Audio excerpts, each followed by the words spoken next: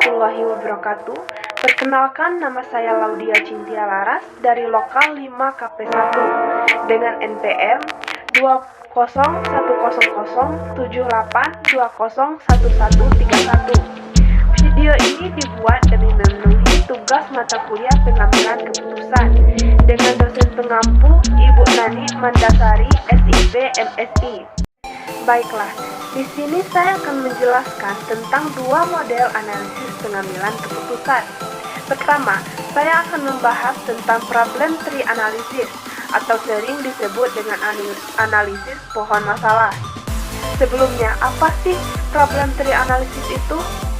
Problem tree analysis merupakan pendekatan yang membantu merinci suatu masalah ke dalam komponen-komponen penyebab utama dalam rangka menciptakan rencana kerja. Dan diagram pohon itu sendiri dirancang untuk mengurutkan hubungan sebab akibat. Jadi, dapat disimpulkan bahwa pohon masalah atau diagram pohon digunakan untuk mengidentifikasi penyebab suatu masalah yang ada pada suatu organisasi. Model pohon masalah ini tentunya dapat diterapkan apabila sudah dilakukan identifikasi dan penentu prioritas masalah. Pohon masalah memiliki 3 bagian, yaitu batang, akar, dan cabang. Yang mana batang menggambarkan masalah utama, akar merupakan penyebab masalah inti, sedangkan cabang, pohon, mewakili dampak atau akibat dari permasalahan tersebut. Yang kedua, saya akan membahas tentang fishbone analysis. Fishbone analysis merupakan metode sederhana yang dipergunakan untuk menelusuri penyebab suatu permasalahan terjadi dan melibatkan partisipasi semua orang. Pada dasarnya adalah prinsip bahwa pemikiran yang bersumber dari orang banyak lebih baik dari satu orang. Adapun mengapa dinamakan diagram tulang ikan? Karena bentuk dari diagram ini seperti tulang ikan dengan permasalahan sebagai kepalanya dan penyebab-penyebab yang ada sebagai duri-durinya. Ditemukan oleh ilmuwan Jepang Dr. Kaori Ishikawa atau diagram Ishikawa sesuai dengan nama penemunya. Fishbone analysis dapat berfungsi sebagai catatan penelitian karena setiap kemungkinan yang kita temukan sebagai penyebab terjadinya permasalahan akan dituliskan di salah satu duri. Dengan demikian, fishbone ini tergantung dari penguasaan wawasan, pengetahuan, dan teknologi yang dimiliki. Oleh karenanya, sebaiknya diagram tulang ikan ini diletakkan pada lokasi yang mudah terlihat, sehingga semua orang dapat berpartisipasi.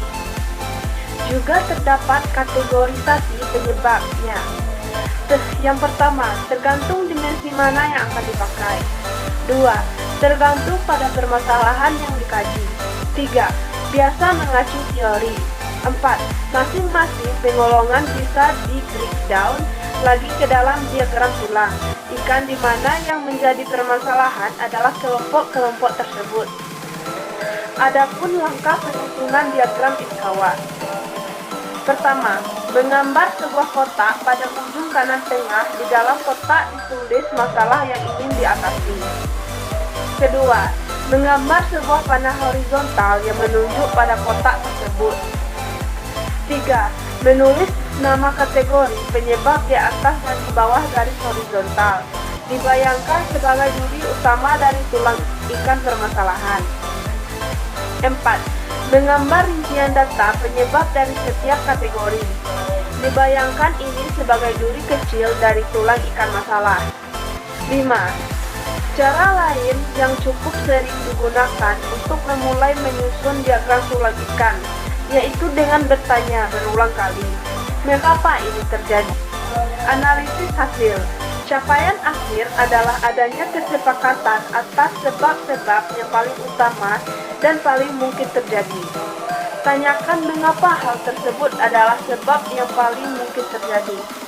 Jika sudah tidak dapat menjawab lagi, maka itulah sebab pokok yang mungkin dapat mengakibatkan permasalahan terjadi. Stream analisis. Pertama, identifikasi masalah pada masing-masing dimensi. 2. Identifikasi hubungan masing-masing masalah yang ada. 3. Kota yang banyak dituju anak panah adalah symptoms, like and dislike, low commitment. 4. Kota yang menjadi awal banyak anak panah adalah core problem, pembagian tugas gak jelas, reward gak adil. 5. Core problem adalah isu strategis yang perlu jadi fokus perhatian. Itulah pembahasan dari saya. Jika ada salah dan kata, mohon dimaafkan. Wassalamualaikum warahmatullahi wabarakatuh.